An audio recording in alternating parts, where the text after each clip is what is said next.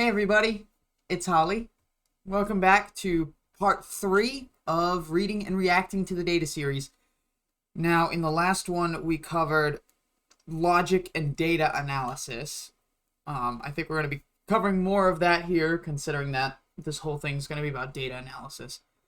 I've been at work today. I listened to about 3 or 4 LRH lectures just to get an idea of what they sounded like, and oh my god, he was rambly as hell. I can't understand half of what he's saying unless I really sit down and focus.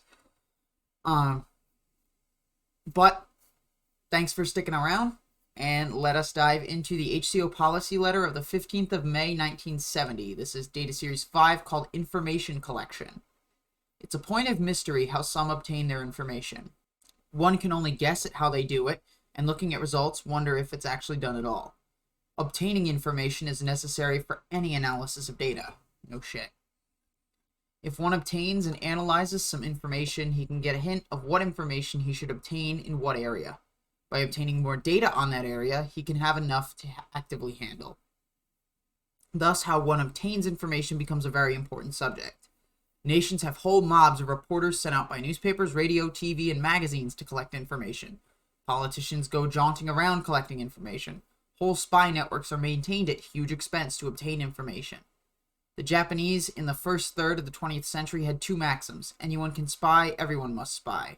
The Germans picked this up. They had their whole populations at it. The Russian KGB numbers hundreds of thousands. CIA spends billions. MI6, well, you get the idea. I don't know how many of this actually had that many spies. I don't know the numbers for each country, especially during World War I. It is not amiss, however, to point out that those 2 nations that devoted the most effort to espionage, Japan and Germany, were both defeated horribly. Thus, the quantity of data poured in is not any guarantee of understanding. Newspapers today are usually devoted to propaganda, not news. Agree to disagree. Politicians are striving to figure out another nation's evil intentions, not to comprehend it. Wouldn't you want to comprehend evil intentions? The basic treatise on data collection and handling used to found the U.S. intelligence data system would make one laugh or cry. All these elaborate and expensive systems of collecting information are not only useless, they're deluding. They get people in plenty of trouble. Some places just pull information out of the crack of their ass. But you have no right to, again, throw another thing out the window, including data collection. We've been doing it for hundreds of years. Thousands of years. And it's been working decently well if you know how to do it right. So I don't know why you say all these elaborate and expensive systems are useless. It makes no sense. But, I mean, again, that's Hubbard for you. A copy of Time magazine analyzed for outpoints runs so many outpoints per page when analyzed that one wonders how any publication so irrational could continue solvent. And what do you know? It's going broke. Since when? It may have had one issue with some errors, but Time magazine's still going strong right now. It's not going broke. So I have no idea what he's talking about right now. Those countries that spend the most on espionage are in the most trouble. Alright, I'm going to fix this to fit to width scrolling. No, not 13%, 135%. They weren't in trouble and then began to spend more money. They began to spy and then got into trouble. News media and intelligence actions are not themselves bad, but irrational news media and illogical intelligence activity are psychotic. So information collection can become a vice. It can be overdone. I can agree with that. If one had every organ and network fill out 1,000 reports a week, he would not obtain much information, but he sure would knock them out of communication. There's a moderate flow of information through any network, so long as it's within the capability of the comm lines and personnel. Thus, we get a rule about collecting data in administrative structures. Normal admin flows contain enough data to do a data and situation analysis, and the less data you have, the more precise your analysis must be. And indicators must be watched for in order to undertake a situation analysis. And a situation analysis only indicates the area that has to be closely inspected and handled. Thus, what's an indicator? An indicator is a visible manifestation which tells one a situation analysis should be done. An indicator is the little flag sticking out that shows there's a possible situation underneath that needs attention. Some indicators about orgs or its sections would be dirty or not reporting, or going insolvent, or complaint letters, or any non-optimum data that departs from the ideal. This is enough to engage in a data and situation analysis of the scene where the indicator appeared. The correct sequence then is have a normal information flow available, observe. When a bad indicator is seen, become very alert. Do a data analysis. Do a situation analysis. Obtain more data by direct inspection of the area indicated by the situation analysis. Handle. Now wait. Shouldn't you need to have this data first before you do number 6? Like, why does it say obtain more data by direct inspection? Wouldn't you do that right here? Seems irrelevant. An incorrect sequence bound to get one in deep trouble is see an indicator, act to handle. Well, usually you need to see if something's wrong in order to handle it. This even applies to emergencies if one is fast enough to do the whole correct cycle in a split second. Oddly enough, it's called don't be irrational. Don't try to get shit done because of time constraints. Do your due diligence. In emergencies, you got to have at least some form of logicality in order to be able to make things go better. Oddly enough, anyone working in a familiar area can do it all in a split second. People that can do it like lightning are known to have fast reaction time. People who can't do it fast are often injured or dead. Emergencies don't necessarily mean injury or death. Example of an emergency cycle. Okay. Engineer on duty, normal but experienced perception, is observing his area.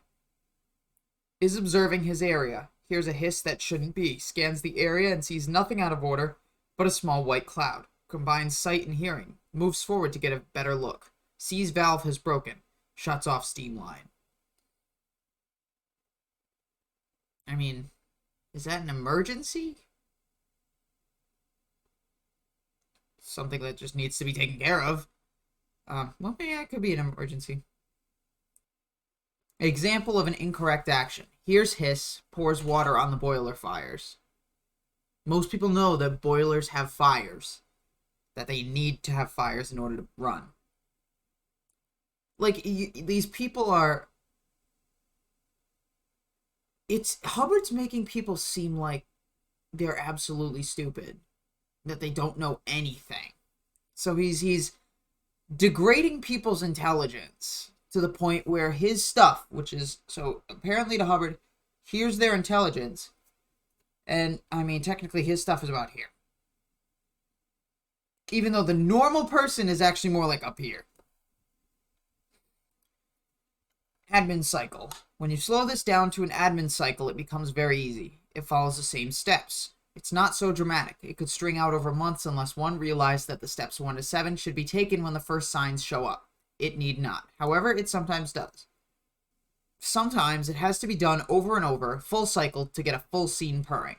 Sometimes the handle requires steps which the area is too broken down to get into effect and so becomes, quote, handle as possible and remember to do the whole cycle again soon. Sometimes handle is a program of months or years duration. Its only liability that it will be forgotten or thrown out before done by some new broom. What's a new broom? I don't know. I'm guessing that's referring to an employee or something that's just tossing shit out. Data collection. But it all begins with having a normal flow of information available and observing. Seeing a bad indicator, one becomes alert and fully or quickly finishes off the cycle. Bad indicator. What's a bad indicator, really? It's merely an outpoint taken from the 5 primary outpoints. It's not bad news or N theta or a rumor. The bad news could easily be a falsehood and it's an outpoint because it's false bad news. Good news, when it's a falsehood, is an outpoint. So in this case of the steam, you got the 5 outpoints. We had omitting facts, changing sequence of events, dropping out time, adding a falsehood, and altering importance. So in the case of the hissing from the steam valve. How is that an outpoint? It's not facts. It's not a falsehood. You're not omitting anything. It's not a falsehood. It's just a problem. The 5 primary outpoints don't cover everything. Reliable source. Intelligence services are always talking reliable sources or about confirmed observation. That's usually science. These are not very valuable ways of telling what is true. The master double spy Philby, who was a head MI6 advisor, was a Russian spy. Yet for 30 years he determined reliable sources for the US and England. If 3 people tell you the same thing, it's not necessarily a fact, as they might all have heard the same lie. 3 liars don't make 1 fact, they make 3 outpoints. And 20,000 Scientologists don't make 1 fact, they make 20,000 outpoints. So it would seem to be very difficult to establish facts if leading papers and intelligence services can't do it. You have one person. Yeah, you have a bad apple every now and then. But that's not a reason to say intelligence services can't do it. Yes, it's tough to know the truth. This is not the truth. But the moment you begin to work with them, it's rather easy to locate outpoints. You're looking for outpoints. When they're analyzed and the situation is analyzed by them, you then find yourself looking at the truth if you follow the cycle 1 to 7. It's really rather magical. If you know thoroughly what the 5 primary outpoints are, they leap into view from any body of data. Oscar says he leads a happy married life. His wife is usually seen crying. It's an outpoint. It's a falsehood. The Omaha office is reported by Los Angeles to be doing great. Fails to report. The LA datum does not include that it's 6 months old. 3 outpoints. 1 for time, 1 for falsehood, 1 for omitted datum. Okay, I see the omitted datum. I see the falsehood. And it failed to report, I guess. That's the time for some reason. I feel like that's not dropped time. It seems to me that he's making really, really big stretches to make them fit into these 5 categories. Once you're fully familiar with the 5 primary outpoints, they're very obvious. We're having pie for supper, and we have no flour at least shows out of sequence. It's odd, but all the facts you protest in life and ridicule or growl about are all one or another of the outpoints. When you spot them for what they are, then you can actually estimate things, and the plus points come into view. Again, he uses such simple examples. He realizes it freaking falls apart when it comes to the complicated stuff, like actually running an organization. Alright. This is the HCO policy letter of the 17th of May, 1970, revised 16th of September, 78, called Data Systems. 2 bad systems are in current use on data. The first is reliable source. In this system, a report is considered true or factual only if the source is well thought of. This is a sort of authority system. Well, there's a difference between using a reliable source and a, what would you call it? Argument from authority. Most professionals working with data collection use this. Who said it? If he is considered reliable or an authority, the data is considered true or factual. People know how to look stuff up. People know how to back their sources. Unlike you. Only if the source is well thought. It's considered true or factual. People consider you true or factual because you're your source, literally, capital S source. That's what Scientologists call L. Ron Hubbard.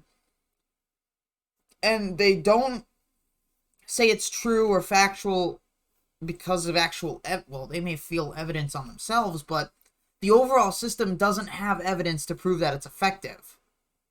They just think, L. Ron Hubbard said it, it must be true. Who said it? If he's considered reliable or an authority, the data is considered true or factual. Yeah, like I said, you already know, we know how to look stuff up and back up our sources. Sources are graded from A to D. A is highest, D lowest. The frailty of this system is at once apparent. Philby, as a high British intelligence official, was a Russian spy for 30 years. Any data he gave the UK or US was true because he was a, quote, reliable source. Yet every Western agent who was being sent into communist areas fingered and shot. The West became convinced you could not enter or overthrow communist-held areas and stop trying. Do you have any other examples other than this Philby guy? Philby was the top authority. He fooled CIA and MI6 for years. I want to look up this guy, Philby. So let's look up Philby. No, not Sot. Spy. Kim Philby. There we go. British intelligence officer and a double agent for the Soviet Union.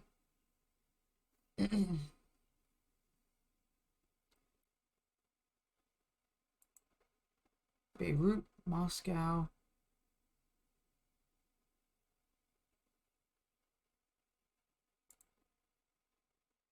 MI6 career. I mean, this is a whole other thing to look through, so I'm not gonna bother right now. Psychiatrists are authorities on the mind, yet insanity and criminality soar. They're the reliable sources on the mind. Yes, they are. They're not the authorities on the mind. Well, they are one of the authorities, but psychiatry is still such a young subject that we're still learning more. No one is a full authority on the mind. We still have very little knowledge of how the mind works. And for Hubbard to say that he does know is delusions of grandeur. Yet insanity and criminality soar. Because you can't necessarily help a person who doesn't want to be helped. You can't take someone into a psychiatry session against their will. And if a criminal doesn't think he needs to see a psychiatrist, he's not going to go to one. Criminality's still going to be there. And a psychiatrist is not going to stop you from being a criminal necessarily. Need I say more? The other system in use is multiple report. If a report is heard from several areas or people, it's true. No, it's not. And I think any real group would not use, I guess what we'd call argumentum ad populum to back up an argument. That's a shitty debate tactic. That's a logical fallacy is what it is. The Russian KGB has a Department D that forges documents and plants them in several parts of the world. They are then true. Propaganda spokesmen located all over the world say the same thing to the press on every major occasion. This becomes public opinion in government circles, and so is true because it's published and comes from so many areas. Say the same thing to the press on every major occasion. Propaganda spokesmen say the same thing to the press on every major occasion. Can you give an example of what you're talking about? Because for some reason my brain's going PR representatives for companies. But I don't know if that's what he's referring to.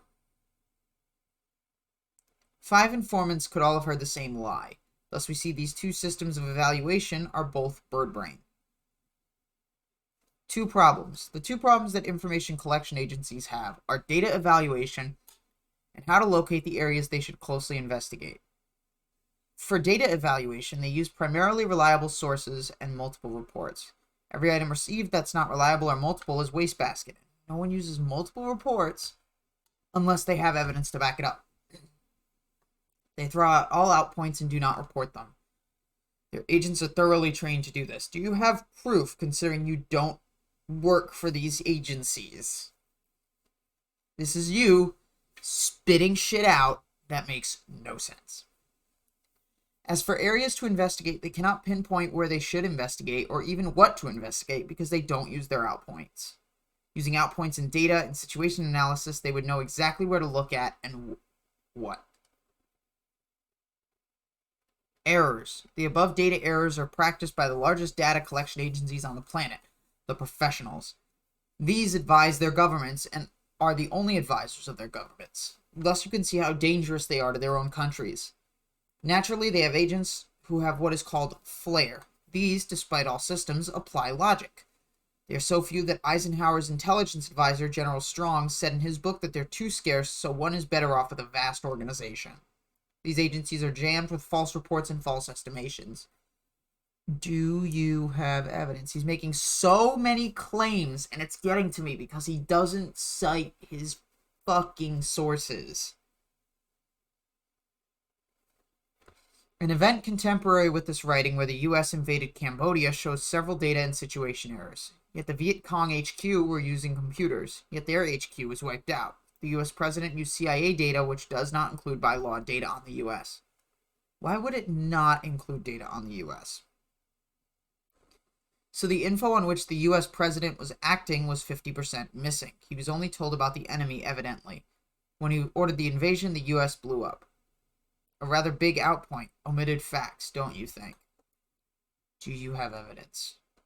How do you know what we used in Vietnam or all that stuff? How do you know that we didn't have this data? Obviously, they're not going to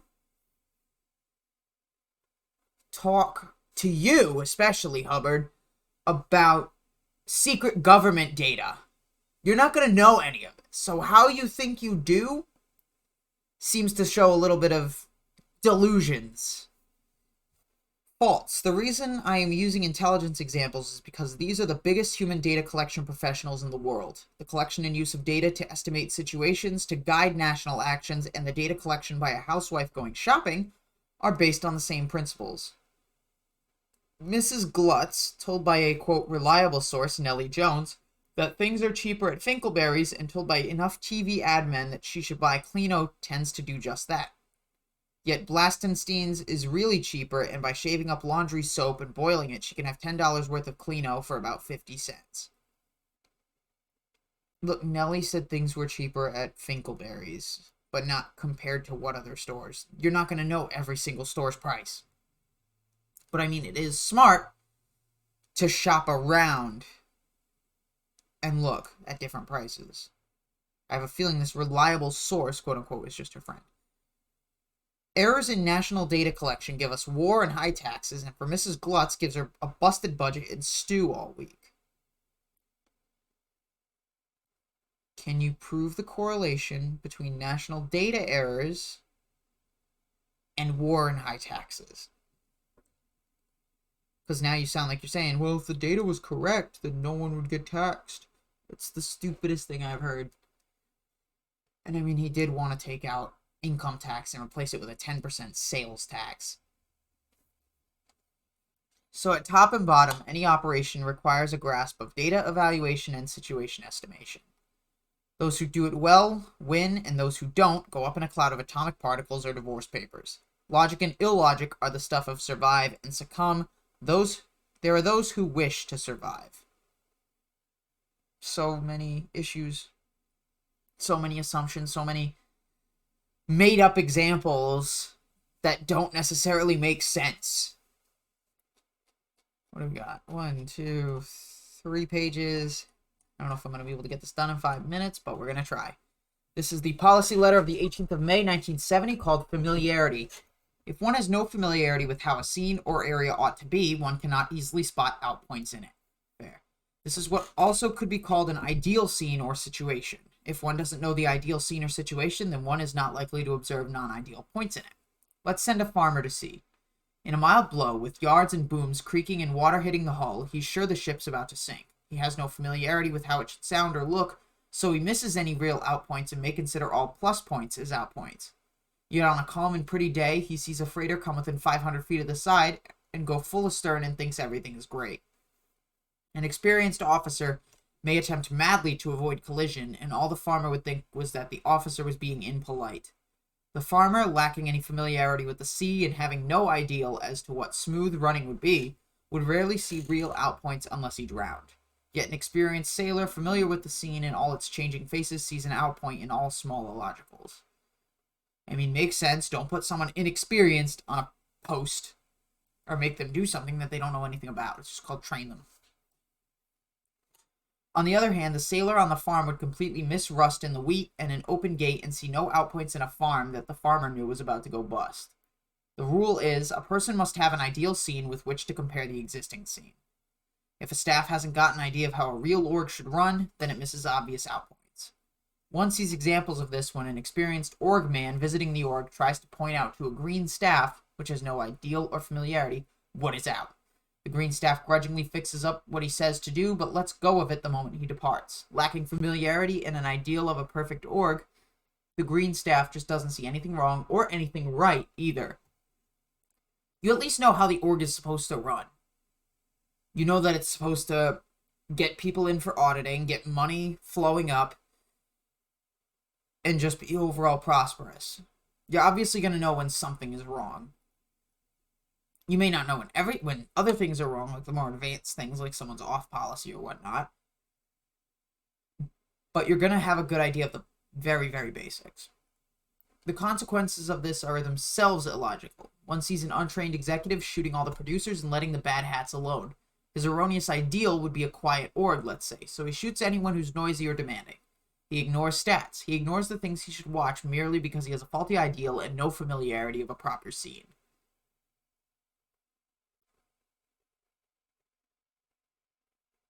So an untrained executive gets rid of everybody who's producing and leaves all the people who are bad at their job. Usually the people in an org or in any job, even the people in one department where bad things are happening, usually can correct the bad action through their own policies and processes. The executive doesn't have to, well, it depends on how high you argue up, but the executive doesn't have to see every single fucking department. They can usually correct themselves through some policy that the company has created. And it's pretty easy to see when you have someone who's producing and someone who's not. If someone's doing their job, then their area should be fine. Observation errors. When the scene is not familiar, one has to look hard to become aware of things. You've noticed tourists doing this, yet the old resident sees far more than they do while walking straight ahead down the road. It's easy to confuse the novel with the important fact. It was a warm day for winter is a useful fact only when it turns out that actually everything froze up on that day or it indicated some other outpoint. Most errors in observation are made because one has no ideal for the scene or no familiarity with it. However, there are other error sources. Being reasonable is the chief offender. People dub in a missing piece of sequence, for instance. Being reasonable is the chief offender. People dub in a missing piece of a sequence, for instance, instead of seeing that it is missing. A false datum is imagined to exist because a sequence is wrong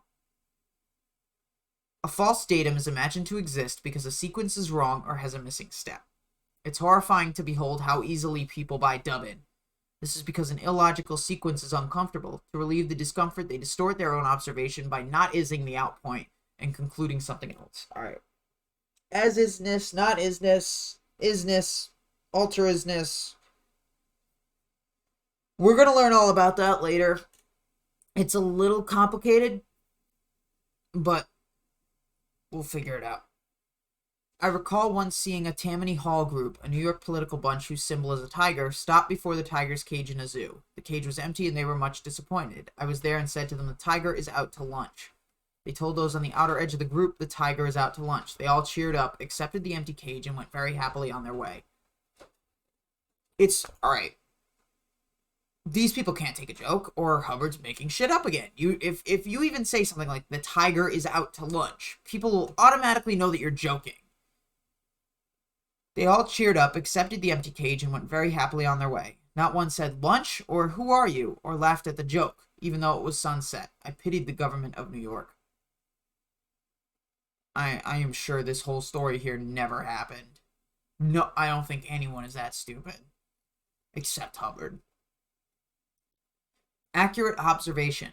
There are certain conditions necessary for accurate observation. First is a means of perception, whether by remote communication by various comm lines or by direct looking, feeling, and experiencing. Second is an ideal of how the scene or area should be. Third is familiarity with how such scenes are when things are going well or poorly. Fourth is understanding plus points or rightnesses when present. Fifth is knowing out points when they appear. Sixth is the rapid ability to analyze data. Seventh is the ability to analyze the situation. 8 is the willingness to inspect more closely the areas of outness. Then one has to have the knowledge and imagination necessary to handle. One could call the above the cycle of observation. So here's another cycle that we got. If one calls handle number 9, it would be the cycle of control. If one is trained to conceive all variations of outpoints, illogics, and studies up to conceive an ideal and gains familiarity with the scene or type of area, his ability to observe and handle things would be considered almost supernatural. Okay. This whole thing could have just been brought down to know the area that you're overseeing before you oversee it. I don't know why he has to ramble on 15 examples. It's a pretty obvious concept. I don't know why he thinks it's so fantastic. Anyway, that I'm going to end off here. We're going to start at sanity next, which is 6 pages. Christ. Alright. So the next video will start at sanity. I want to thank all of you for watching. Despite... Actually, I hope you're enjoying at least a little bit the pain and suffering that I feel that this brings to my head. Hearing this pure stupidity out loud makes me realize how what's the word? Idiotic Hubbard was, and how deluded he was of his own self-worth. But I hope you guys are enjoying this too. Thank you for watching. Like if you liked the video, dislike if you didn't. Comment with your questions or feedback, good, bad, or sideways. Subscribe to be kept up to date on future content, and join my Discord, link in the description below. I'll talk to all of you later. See ya.